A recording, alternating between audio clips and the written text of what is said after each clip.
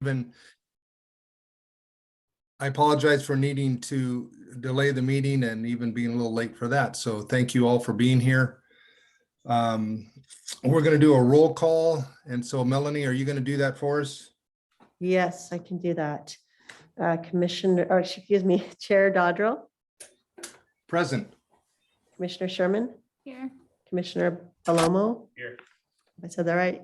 Yeah. Commissioner Stanton is absent and Commissioner Shebrel. Present. Okay, thank you. All right, looking at our agenda, we have the minutes again that we always need to approve from our last meeting.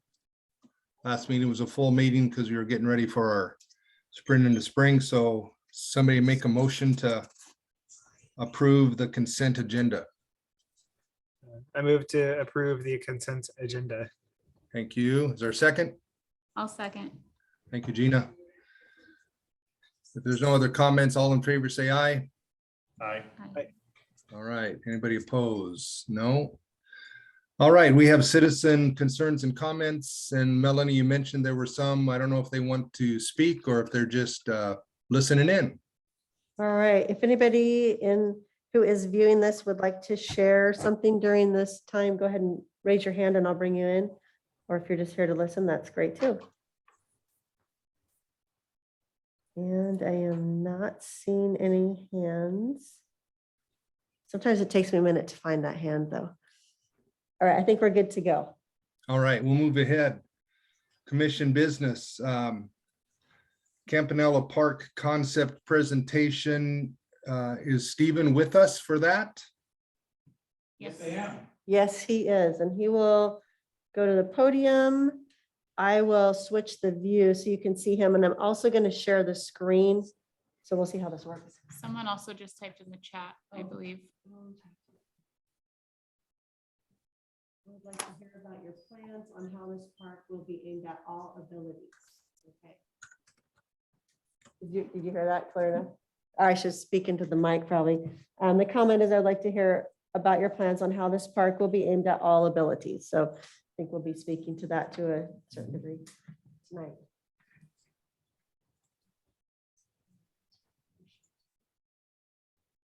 Do we get to see Stephen at all or not? Oh, you do. Poor Melanie. How you doing, Brent? No, you don't. Yeah, you I'm do. good. It's man, I wish I was down there to see you because we haven't seen each other for quite a while. Yeah, it's been a while. Yeah, no, it's Yeah. nice to be here, and I Thank- got to meet Gina and Vincent as well, and see Stephen on the screen as well. So yeah, I'm excited to be here and pick up this master planning work piece that was started some time ago. So I wanted to just give a real quick, brief context that back in 2015, you see here with the developer's vision for the Campanella Estates. And there's a nice big green space as part of that development proposed. Go ahead, Melanie, to the next image. And so fast forward 3 years, the first phase of this Fred Campanella Memorial City Park opened. And it's within that 8-acre boundary outlined by the red line. You can see some of the housing has been developed and some of the park amenities have been installed. If you scroll to the next one, some of those amenities in phase 1, of course, included a little tot lot playground with some benches and some walkways, both an asphalt pathway that encircles the whole 8-acre site, restrooms, drinking fountain, as well as covered picnic areas for gathering. And of course, there's a lot of nature there with that seasonal creek that flows right through the middle, kind of the middle spine of that 8-acre site. Go ahead to the next. So then again, fast forward to end of June in 2019, the Parks and Rec Commission here approved a list of amenities for phase 2 of the park. And I have those highlighted here in this list, that there was going to be additional parking and bike racks, a splash pad for some water play, some additional restrooms and drinking fountain. Of course, security and lighting are important in the park environment.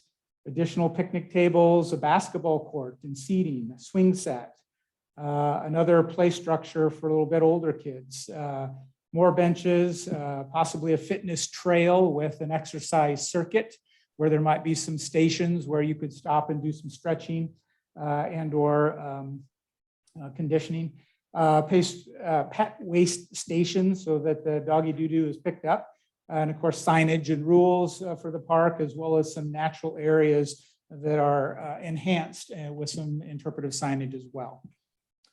So from those program elements, then I, and along with some other site analysis work and site visits, Melanie, if you'll scroll ahead, I also took a look at a few city parks within Portland.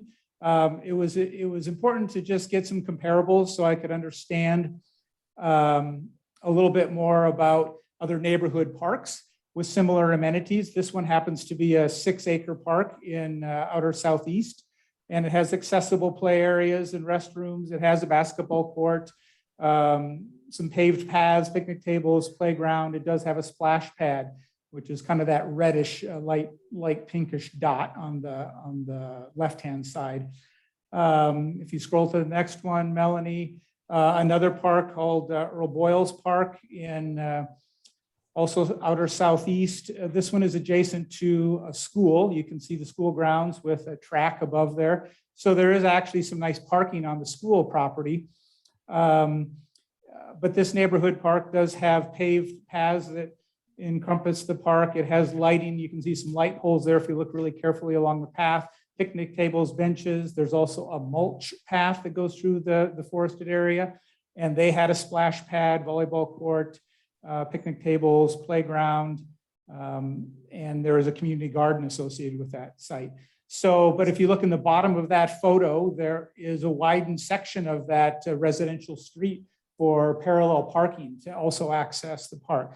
So part of what I was looking at was trying to understand how do they do parking in these neighborhood parks?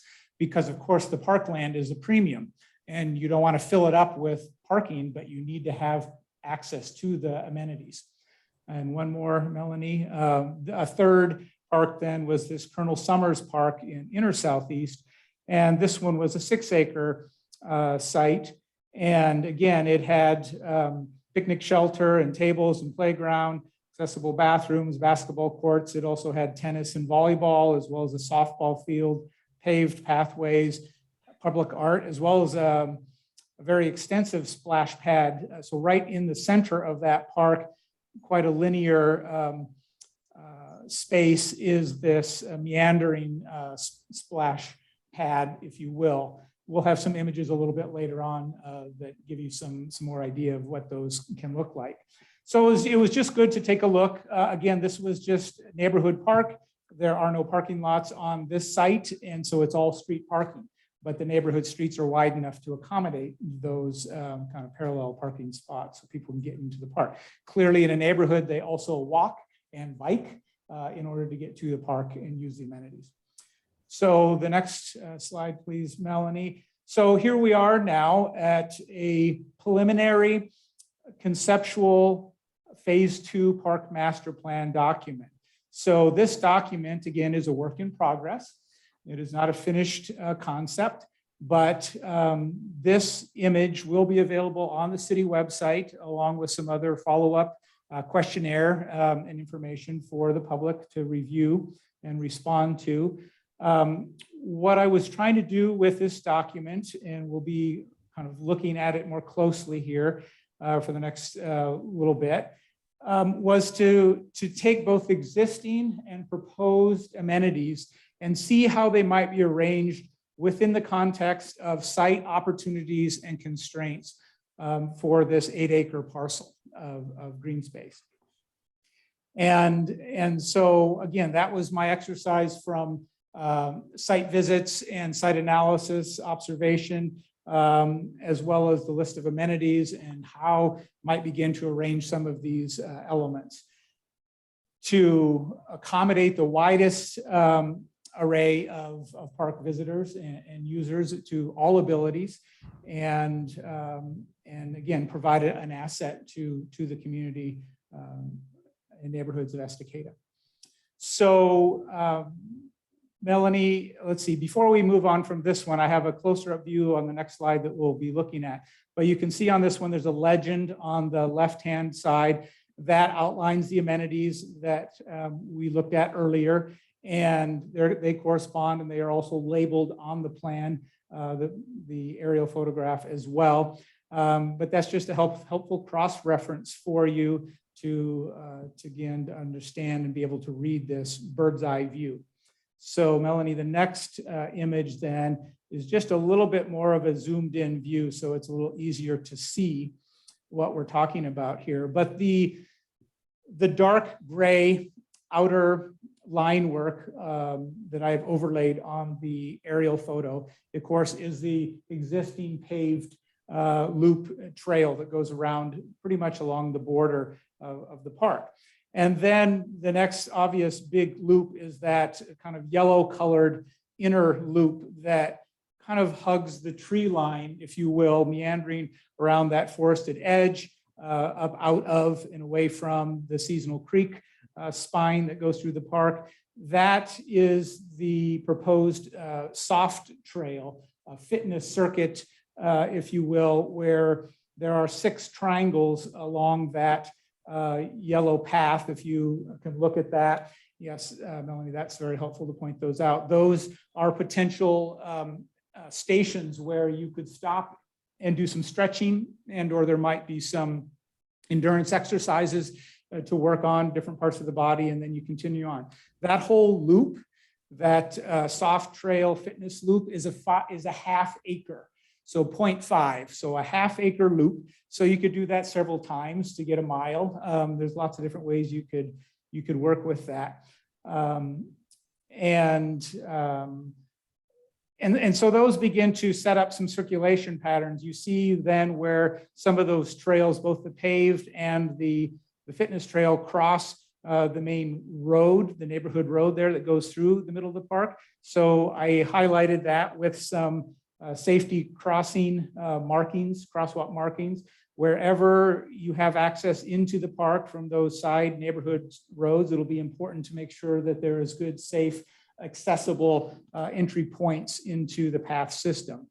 And so it is nice that we have some paved paths that are fully accessible throughout the park. And then there'll be these other interior ones that clearly will be used based on abilities. But in this then kind of western upper left side here, where there's the existing group picnic shelter that Melanie's pointing out with her little cursor, that area to me seemed like a natural area to build out a little bit more of kind of a family gathering space. So additional outdoor uncovered picnic tables are in there. There's 3 little rectangles up in there on either side of the path. There is a swing set proposed in there in that lawn area. And then there's a play structure area. Now on my map, I'm calling it a nature play structure. We'll talk a little bit more about what that might mean and whether that's a desirable element to consider. Play structures can be built out of many materials and for many abilities.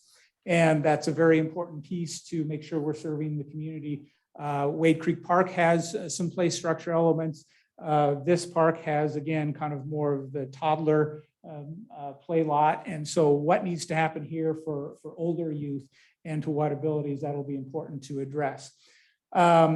I also put in some cornhole courts. So essentially marking out some designated spots where you could set up cornhole that you might bring to your picnic. Again, that's quite a popular, easy to do activity. We already have horseshoe in Wade Creek Park, so we don't need to repeat that here. But again, that continues to kind of build out that picnic, gathering, play area in a nice way.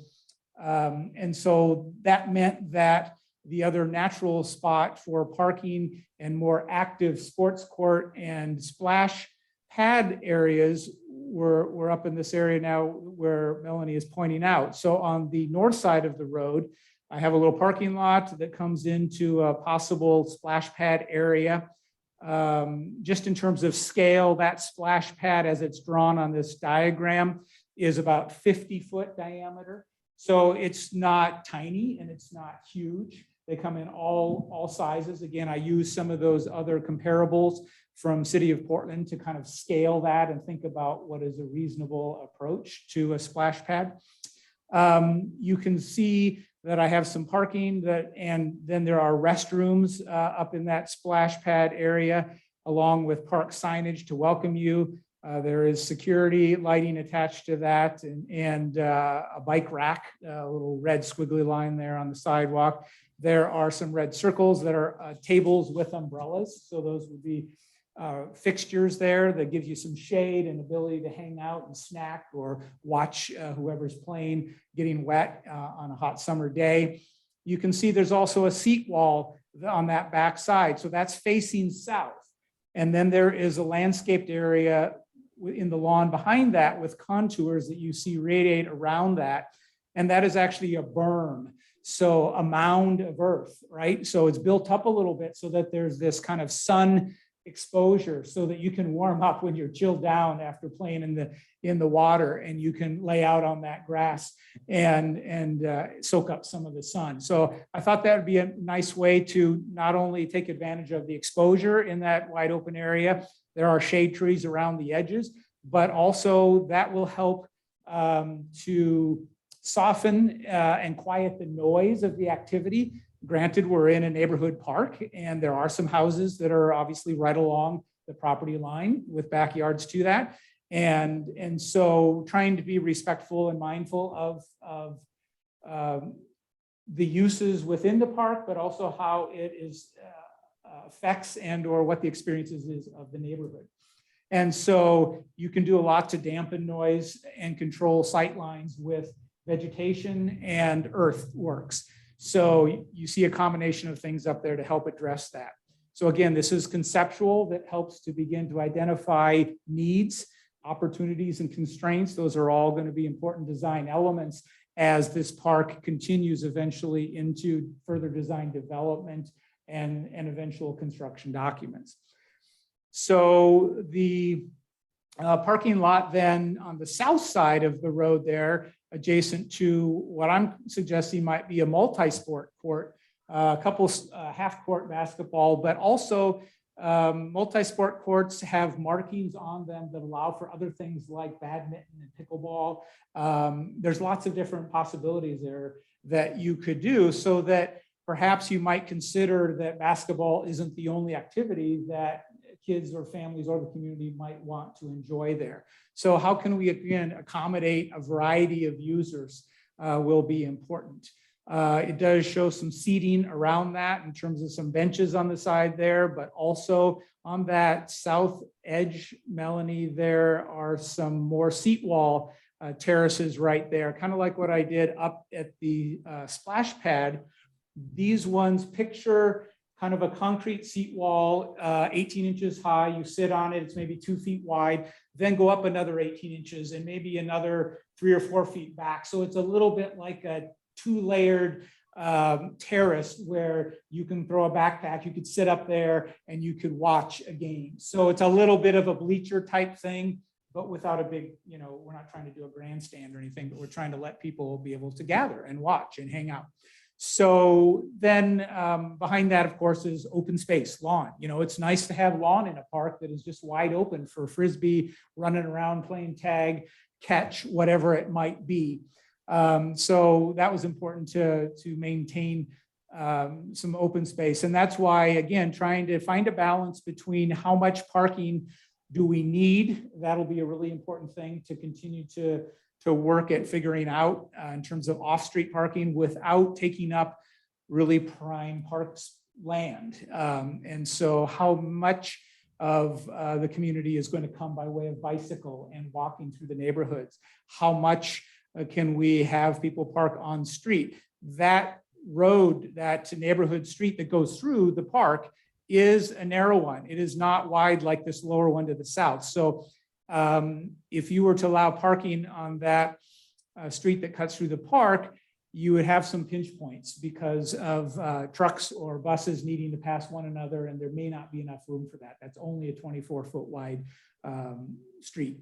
So those are important things. So again, additional shade trees to enhance the park experience, a little different than the oaks that are along the seasonal creek. Native plant areas that could be restored to help enhance some of those green landscape zones within and around the creek area. There's some opportunities there for enhancements, both for beautification as well as for wildlife. Wherever the park access paved trails come in, there's always a little square, a black square, Melanie. Do you see that at one of the intersections there? Yes, that's one of the pet waste stations, right? So whenever somebody comes into the park and you're coming to where there's a lawn area, you want to make sure you give them the opportunity, if they've got a pet, to grab a little baggie and make sure they pick up their business. Down at the very bottom where Melanie is, there's also a sign. Those little blue signs are park entry signs that help tell you about the park and about the hours and other expectations. But I also thought, even though it wasn't on the list, this is an interesting little half-acre spot that I'm proposing that you consider the possibility of a dog park, a fenced dog park. Is that a need?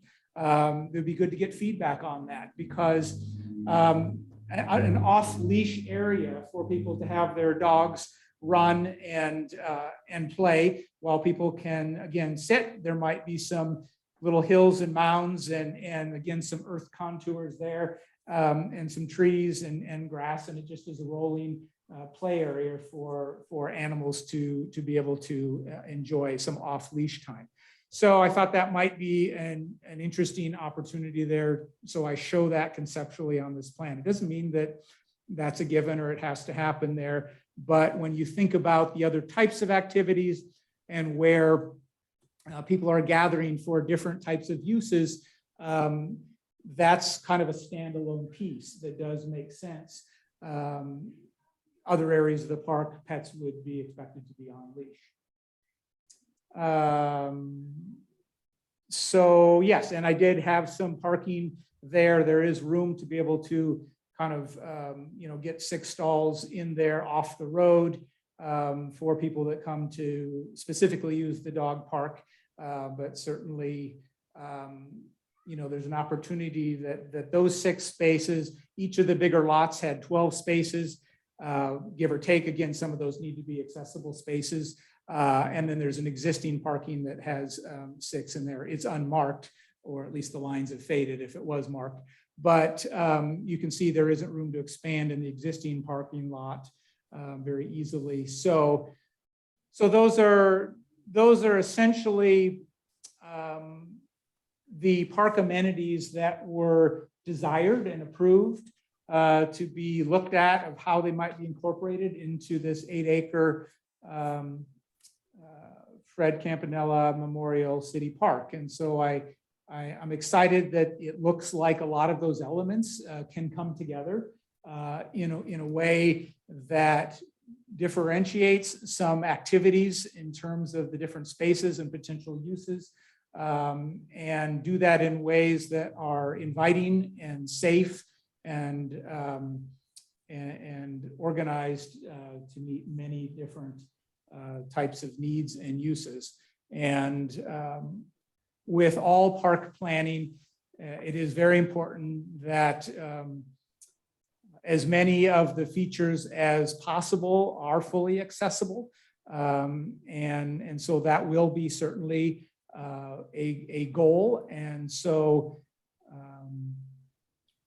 that will not be lost on this. It does not mean that every single item is set up to accomplish that, but that is always at the forefront of best practices in terms of how you develop and invite everyone with all abilities. Are there any questions right now specific to this image before I push through with just a few more images? There certainly would be time to to ask afterwards, but I just want to make sure everybody's understanding this kind of bird's eye view and overview.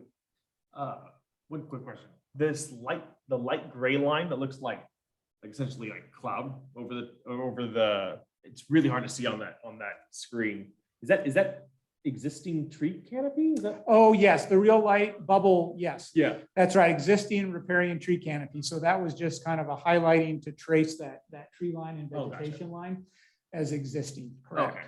Yeah.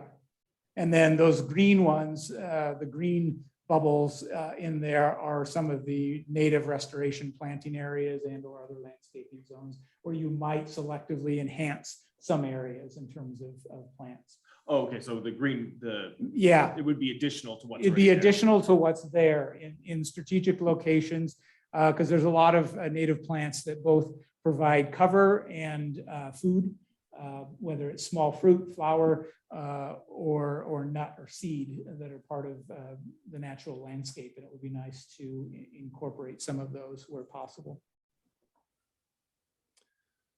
So yeah, I have a number of questions. I can hold some of them, but maybe Okay. I can ask one right now. Sure.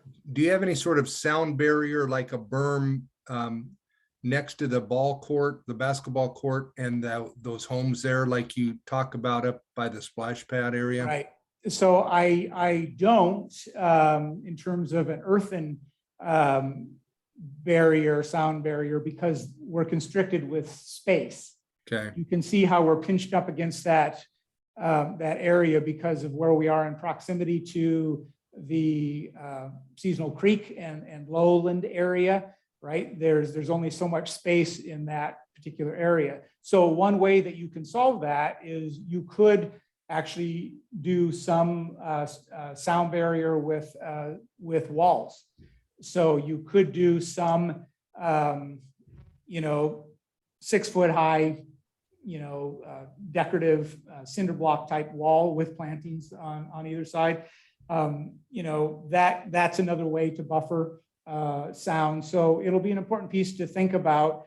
And I don't have an immediate catch-all solution, except that I'm aware of the challenges that we have with trying to introduce some of these elements within this neighborhood park that is surrounded by homes on most all sides. sure, okay. And you mentioned the parking. So if I got your count right, with the existing that is there and what would be proposed, there would be 36 parking spots. Correct.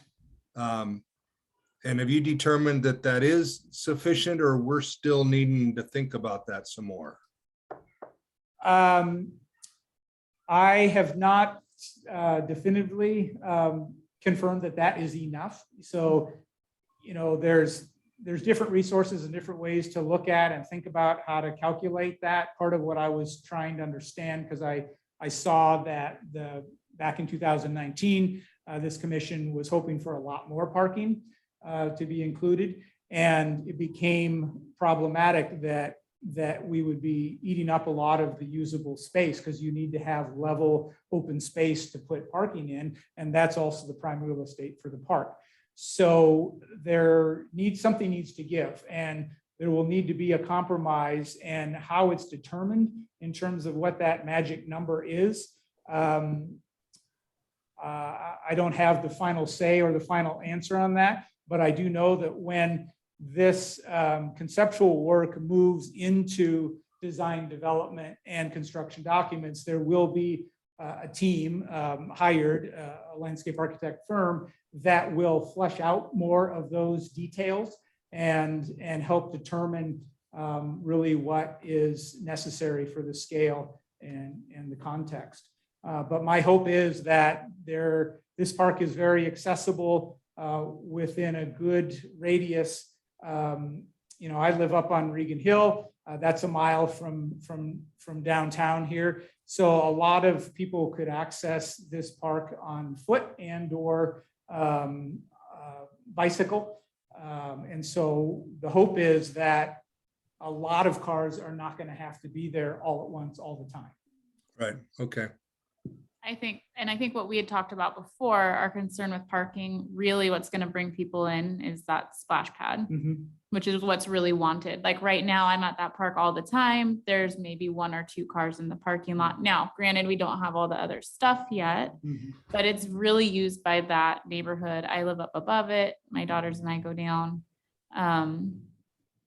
But I think that's what, like, depending on how large of a scale that is, what that playground looks like, it's going to be hard to determine how many people are there. Mhm.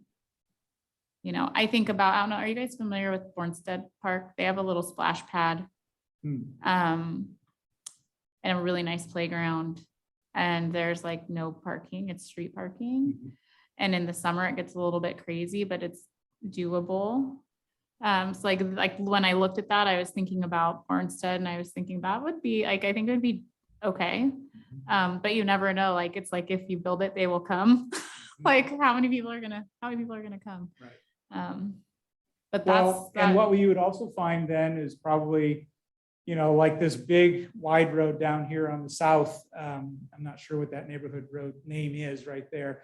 But you may find some people parked down there on a busy, hot, 100-degree or 90-degree day in order to walk in there if they've come from a longer distance. yeah. I mean, it's going to be the nature of what might transpire. So again, we won't be able to solve everything at this moment on this plan, but this plan does begin to bring those elements together that are desired, and it does begin to help you ask some more thoughtful questions about those opportunities and constraints.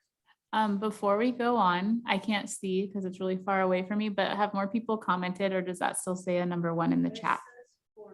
Okay, you want to see if people have Yeah. questions?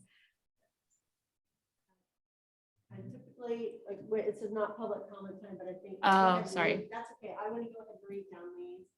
I guess I should speak into this a little better. I would like to hear about how your plans in this park will be aimed at all abilities, which we read before. Are the swing sets and nature play areas going to allow for wheelchair users, i.e. wheelchair swings for disabled children, and play structures that wheelchairs can access, which is something that's not really determined yet, but very good to think about in the planning. Also, have you considered consulting with Harper's Playground for this park or That's this on- site? Yeah, That's on- good That's on question. that's on my list of what I was Yeah. writing down. I don't know who's writing that, but that And- Harper's Playground was on my list. Harper's, and will the homeowners that back to the park be allowed to alter their back fence from chain link to something else? I don't know what the HOA allows there, but that's a good question probably for them to consider and share with us. Yeah, those are good questions. And I realize we're at a preliminary stage of this, so we don't want to get too far into the proverbial weeds in all of it. A couple questions about parking again. I know when we've had 2 of our events here and people park on that road going through the park all the time. And I think it will be really hard to not have people park along that side of that road. So I guess my question for Melanie is there room to have parking on one side of that road? Or is that a road that technically should not have any parking on it at all? I will have to check with Public Works and engineering on that. I did park, there was cars, I went to that event and there was Yeah. cars on both sides of the road, and I felt a little guilty parking on the side of the road that I did, because I thought, ooh, I don't know if somebody can get through, but I thought, well, I'm going to try it. And I didn't get run into, but if there was, it's a relatively narrow road and you can tell the difference. I probably should have parked down on that wider road. So we'll have to take a look with Public Works. We might need to paint the curb on one side and see if we can allow it on the other, but I'll have to ask that question. Yeah, thank you for that. Yes. Yeah, I think we're gonna have some more questions, but Stephen, did you say you had some more you wanted to present? Yeah, there's just a little bit more, it's just some more images here. So splash pads come in many sizes, shapes, and types of apparatuses to make water. So these are just some internet images. And this particular one obviously shows some, metal sculpture that are flowers with butterflies on them, and water probably spouts out of there. But also then they have things coming up out of the concrete basin in terms of bubblers and sprays. And, so again, it's important to understand that there's many ways in which these can be designed. You can go ahead into to the next. This particular one was from that Colonel Summers Park. That was that long serpentine splash pad, as they called it, or water play park. And what they did was they used natural basalt stones and kind of this, creek bed look in terms of other boulders, and then water sprays up out of things in different ways. So that's leaning towards a little bit more of a natural material approach as opposed to the other one, which is a little bit more fun, whimsical, sculptural, so lots of different ways to approach those. Budget would certainly play into effect there. Go ahead, Melanie. So nature-based play area. So the reason that I had brought that up for a couple of reasons. One, it's a big thing these days in terms of parks and play structures. Clearly, we are out near nature, but we have a history as a timber town. And so maybe there's a reason to celebrate some of that heritage by having some natural play elements in the park. Kids really enjoy climbing on boulders and logs. Those logs are all attached permanently, securely to the base. They're all sanded. They're all, they're safe in the way, but they're natural forms. So to connect children with natural forms rather than always just kind of man-made structures in terms of play equipment is a trend, is worth considering.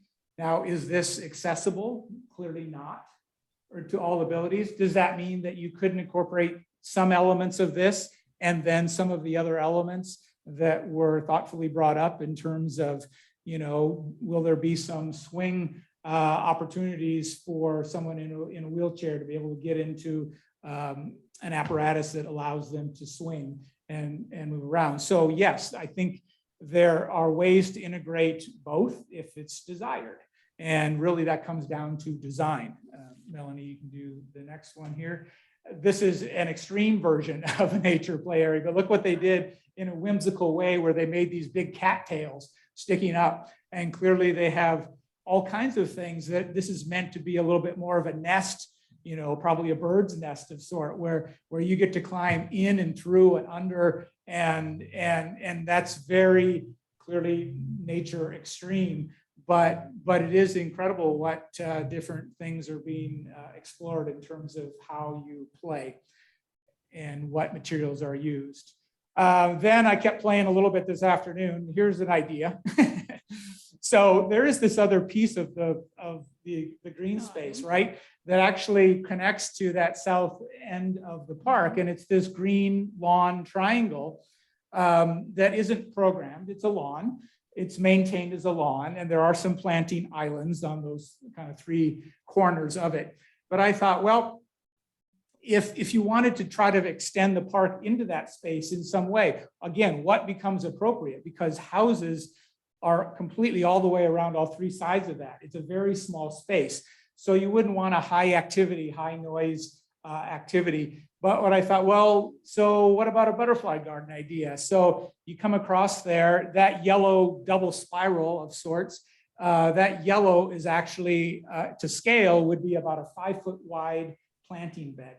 That could be planted with these butterfly attracting plants. And then the path would be the lawn that you would just walk on, 6 foot wide, whatever the scale needed to be for the maintenance crew's mower to just mow through there. But it's simply a garden that you walk into in order to experience this butterfly garden. I was reading that over the last 50 years, we've lost 80% of butterflies, and so when you think about, again, pollinator gardens and butterfly gardens and ways in which we can help rebalance some of the elements that have gone away from human impact, then that might be an educational opportunity. It might be a quiet, absolutely stunning and beautiful garden that would be very drought tolerant with a palette of plants like this that would attract butterflies. So again, a whimsical idea, but just to show a connection into that space that would be quiet, if that's something that wants to be considered in terms of a use. So that's the extent of where my creativity got to this point. And it was important to be able to share the kind of process that I went through from where the developer started and to where your Parks and Rec Commission picked up and listed and approved amenities that they wanted to see in this park. And now we have a little bit more of a vision of how some of those might come to be. And it certainly also raises questions. It raises questions about sound. It raises questions about accessibility, the types of elements that you want to have, the needs of parking. So it's not only accessibility in terms of play equipment for all abilities, but it also has to do with how you arrive at the park and where can you actually park a vehicle and or bicycles and walk on foot.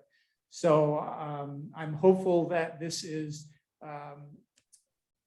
work in the right direction in terms of a vision, and that we can continue to build off of this, again, towards further eventual design development. But my scope of work is this conceptual front end piece. So there will be some revisions that I will be doing. And the other thing I will be doing is a little bit of preliminary opinion of probable costing. So I'll put together a spreadsheet, and on that spreadsheet, we will have those amenities as they are shown on the concept master plan, and there'll be some unit pricing, square foot pricing, linear foot pricing. We'll try to itemized elements so that we begin to paint a picture financially of what it might take to actually build a park like what you see. So that will be the limit of my scope that I was hired to provide for the city. And then when we get through that layer, then the city would put out to bid for another landscape architect firm to pick up and do further design development and construction documents. And that's where a lot of those details really get worked out in terms of what's really going to work and what isn't. So thank you for your time. Yeah, thank you. It's super exciting to be, I helped make this list. I'm looking like almost 3 years ago, and then to see it, it's very exciting. So I appreciate your work. And we have one more comment that says, Christy, who's been asking questions, she says she's a board member for Harper's Playground and her daughter is disabled. Thank you for hearing me. I love Estacada, and that might be a great connection going forward, knowing somebody already connected. So thanks, Christy. Great. Yeah, that's awesome. Brent and I forget who else, we've looked at some stuff with Harper's Park and talked about it a little bit and how to bring it in. And my first thoughts was the ground surface in that natural play area, right? But that's all future. So Yeah, that's good. exciting. No, that you're I involved. will definitely look at the Harper's play. Yeah, I think rather than getting into any specifics right now, it's probably just the sort of framework of making sure that whatever goes there can meet the needs of anyone who has a wheelchair. The ground surface stands out immediately, but then what the actual equipment is and everything. I think we really are inspired by Harper's and making that a priority in a way that makes it fun for everyone. Great. Thank you, Stephen. Well done presentation. I have a couple questions for Melanie. Can you remind us all of the time frame when this would be the priority in the budget, given the other things that we're working on? Yes, we have quite a few things in the works. So our plan, off the top of my head, is to get community feedback this summer and finish up the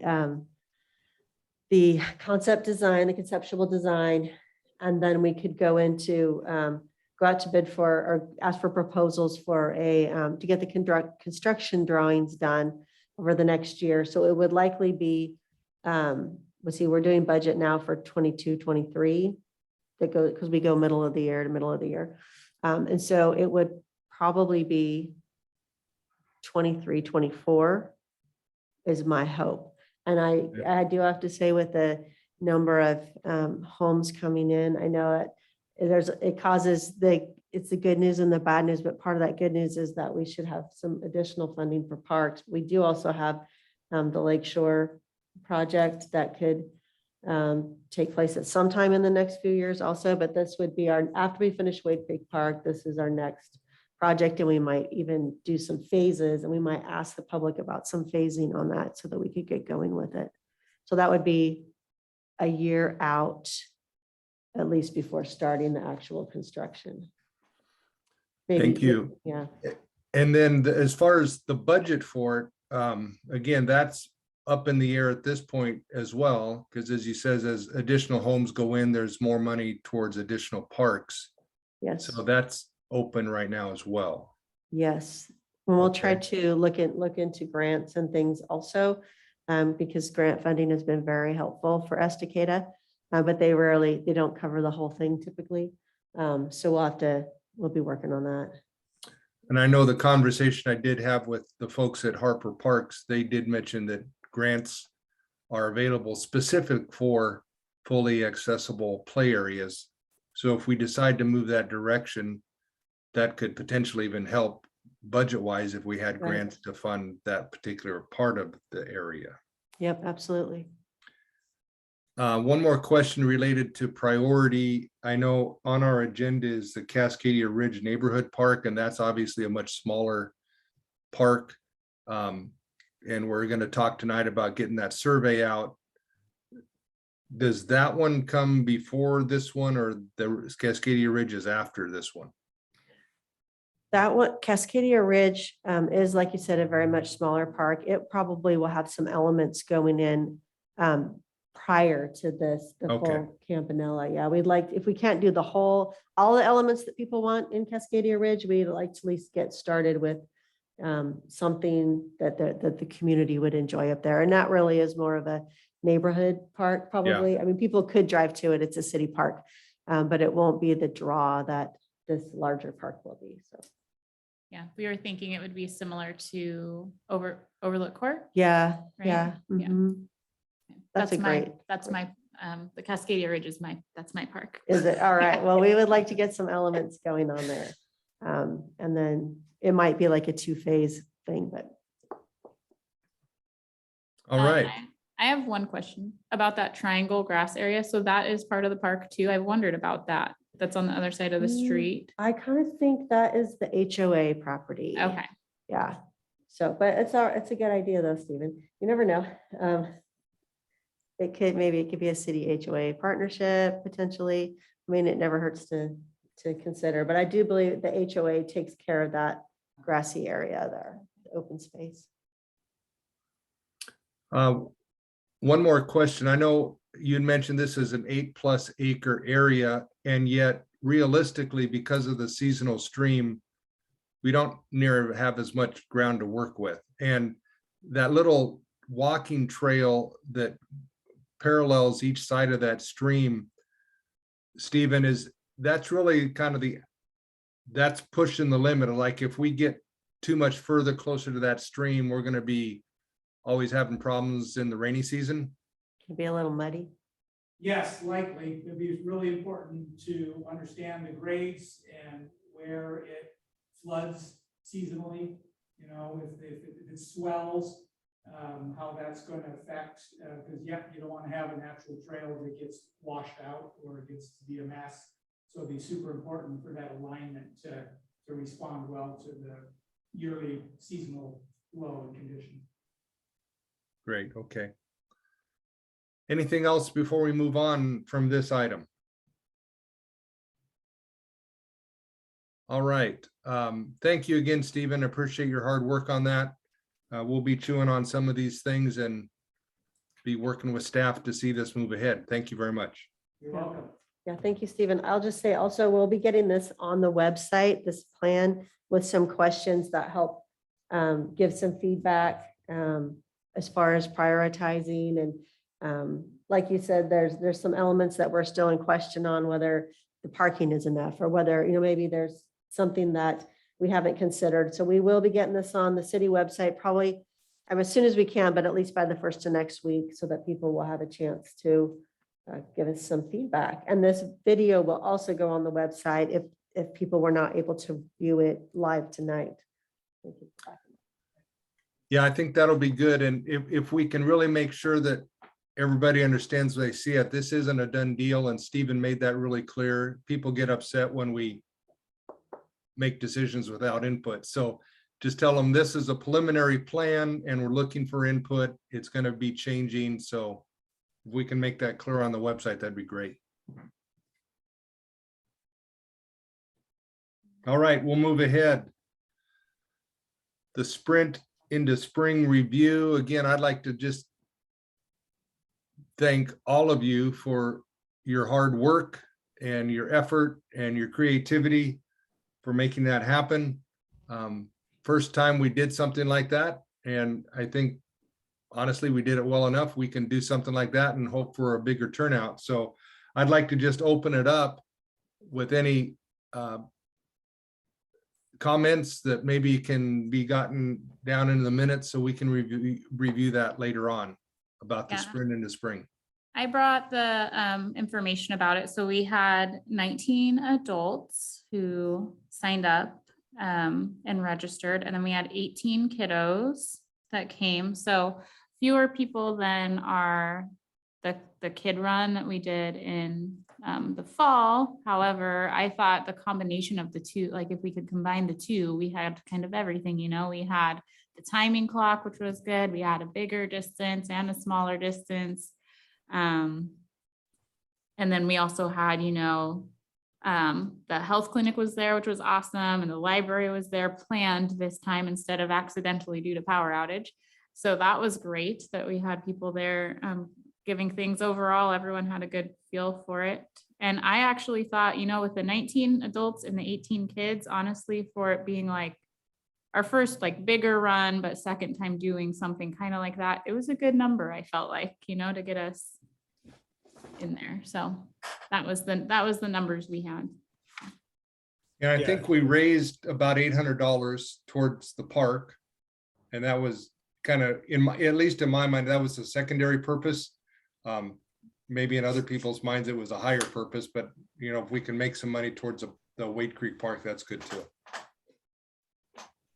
Yeah, it was nice to have it not be too big and also to have some pressure off to not make a lot, just so that we could kind of try it out, get the logistics down. I feel like we could easily get higher numbers with just another month of promotion time. We had a lot more time to promote the kids run. We got the flyers in the mailer, and so I think we did some promotion through the school. I forget, but we didn't have as much time to promote this one, and I don't think it got out quite as widely. But now that we've done it, I think we can, and we know that we could probably handle higher capacity. Let's get started on it a little earlier next time. Good. I think the mailer is a big one. Yeah, and I think once more stuff gets done with the area, the paths and all that stuff. This is the same part, right? Yep. Same- yeah. Mhm. Then I think as people see the parks progressing, then they come out more, Like we froze up. participate more. Yeah. Can you hear us still, Brent? Yep, you're back now. Okay, good.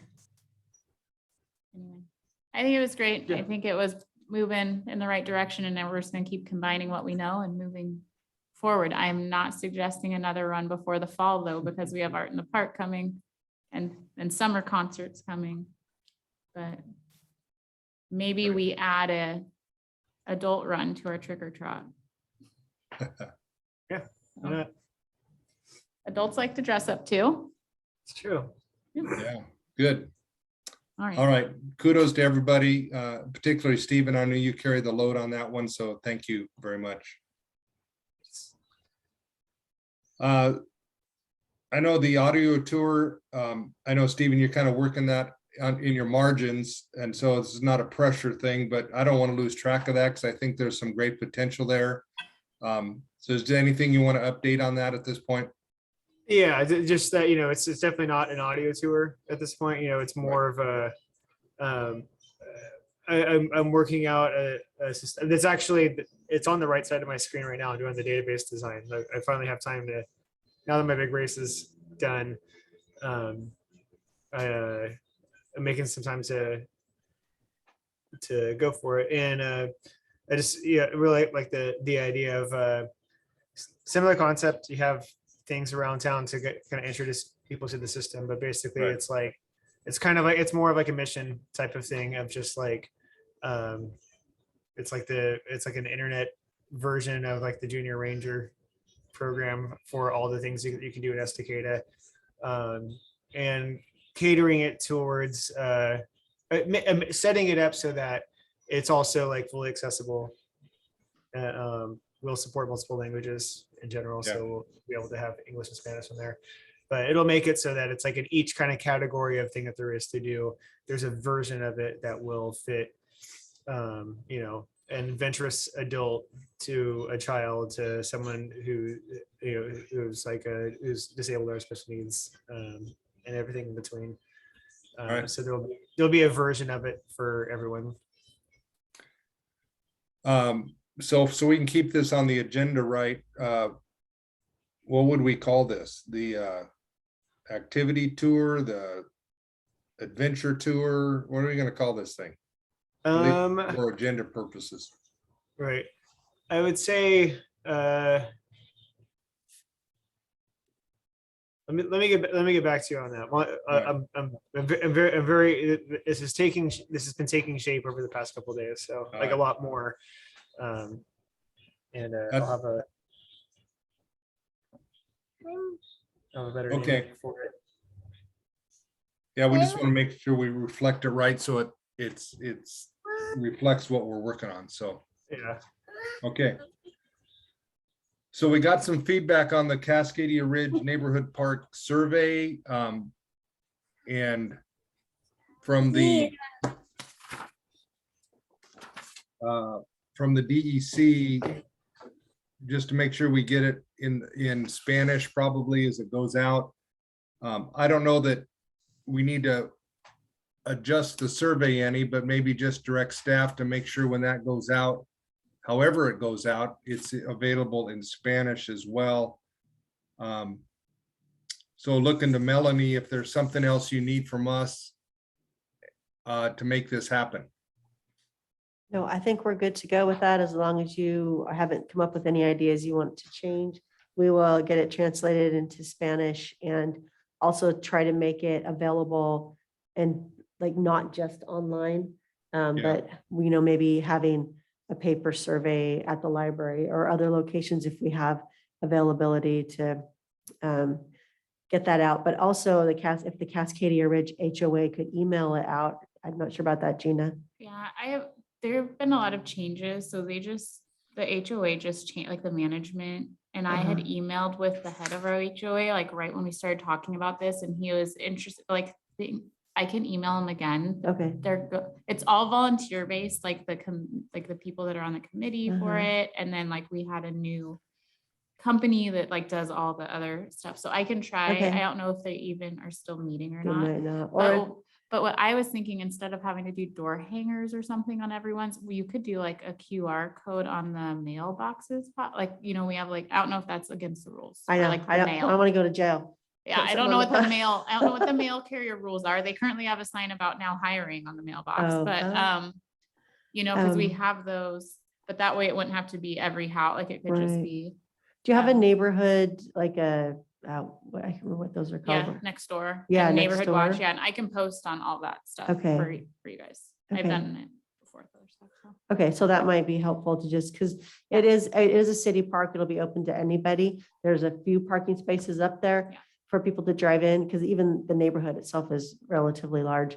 But it's really going to be designed for that community to be a smaller park. So we'd like to hear their feedback.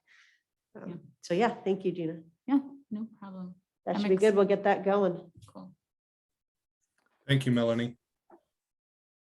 So then the next big event is Art in the Park, May 14th, 11 to 2. Kalika's not here, but she and Gina together worked on a nice flyer for us to get distributed. So as far as I understand, Gina, those are out in some of the different places we had talked about. Yeah, I'm really excited because so both elementary schools already put it out in their virtual newsletter last week, but then I've had trouble in the past with getting approval from like response from the district overall.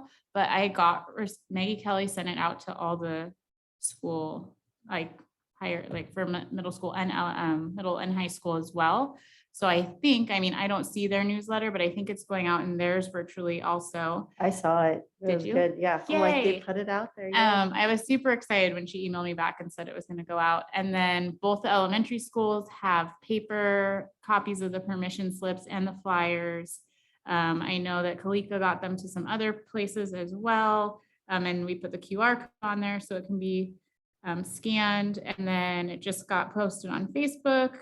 And I was talking to Nicole McMerrick, is that her last name? From the Art Commission, and they're going to do 2 tables with activities for kids to make art at the park during the event. And she was also going to talk to the farmers market, which is happening that day, to see if they'll do some publicity for us and send people our way.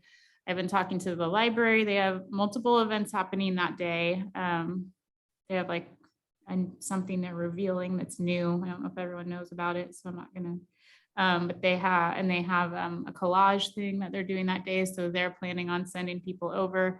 We were talking to them about maybe inviting a food truck up. I don't know if that's happened yet or not. I think it would be in the library parking lot, but it would be right there next to us. So that's exciting. I don't know if you know how many people have turned in. I know you have at least one. Do you? I'm not sure how many have been turned in yet. Okay, I think, and Taryn said she was going, so I think her daughter might also be making and selling something because she's best friends with my daughter who's making and selling something. Fun. So hopefully we'll have a good turnout, but yeah, it's already in the school district's newsletters and that's exciting, so. My son's already made all his stuff to sell. Oh, see, it'll just be our children. It's waiting a month out now. He's so excited about it. Yeah, it's very exciting for them. And then someone I know, her sons make birdhouses, and she posted it on Facebook. And I said, hey, they should do that at Art in the Park. That's art. They made it. So we'll see. Thank you, Gina, for all your work in that. So you mentioned a food truck. And I don't know if that was connected with the library. Are they going to contact somebody Yeah. potentially? Okay. The library was, I can't think of her name. Michelle, Deborah. Mhm. Okay. Yeah. So, because they have a few different things going on and our times kind of line up with their times to make it so people can go back and forth. And I think even, if we don't have a ton of kids selling, I think we're still going to have a lot of people coming to check it out and do the crafts that the Art Commission is going to have. So, and they're not sure what they're doing yet, but there'll be something. Gina, do we need a banner to put up in the park to draw attention to that? Kind of like the same size banner we did for these other events? Would that be good? That would be cool. I wonder, could we get one that doesn't have a date on it so we can use it Sure. repeatedly? Yeah. That maybe says I don't know if we would want to put it up the Monday, if we could have it up for the week that said this weekend or next weekend, Art in the Park. I don't know, something that didn't have the date so we can reuse it. Maybe I can actually work with the folks that make that. I don't know if there's a way to have the main thing and then have another vinyl thing that just sticks on there for the date. Oh, that might, Anyway, I can check into that. I know on the flyers, there was an image of the park itself, so we would probably have to use another sort of image on the actual yeah. banner. Anyway, On I the think that was- permission slip, I think there's like a black and white butterfly or something. Okay. Too, but maybe we can just find some cute little art, something. And then the day of, Gina, and you're the only one among us that's actually done one of these. I know the city has 4, I think, of those white canopies that we set up for our other events. I can make sure we get those down there. Do you think I should just plan to bring all 4 down or just one, or what do you think? Well, we wrote on part of the thing on the permission slip is to bring like their own table and their own covered area. I don't know if the art commission might need, I don't know what they have, if they might need something. And hopefully it will be really nice. Last time it was really sunny and beautiful. Yeah. But I don't know. Well, I guess I can just throw them in my truck and Yeah. they'll be there in case we do have some Oregon weather. Yeah. And we need Or to if stick it's them really up. sunny and you need some shade, because that was kind of what we needed it for the last time it happened. That'll be um, positive. Also, another great place to have the dip jar if we're still doing, are we still using that? Because I mean, where would it go to necessarily? Could it go towards Yeah. Campanella now or no? Oh, I'd have to check into that because I think we're kind of wrapping up the fundraising. We'll still take donations for Wade Creek Park Phase 3. But I don't know if there's a fundraising campaign actually going on right now. We don't have so, to have it. Yeah, Just just make it for fun, maybe. Okay. All right, I'll look into getting a banner made and I'll make sure the tarps or the covers are there. And then, and I then, guess yeah, this- we just, because we don't have another meeting before that, do we? Oh, no, it's in May, we're in April. I'm really off. I'm Yeah, sorry. yeah. My work, we have so many people sick. It's been insane. Like my school is a battlefield right now. It's what we say every day. We're just Yeah, surviving. so- That's actually yeah, 3 this- weeks away, right? 3 weeks. right, so it's a matter of us just showing up at this 3 point. weeks. Yep. So we got there before, when we did it in the past, about a half an hour prior.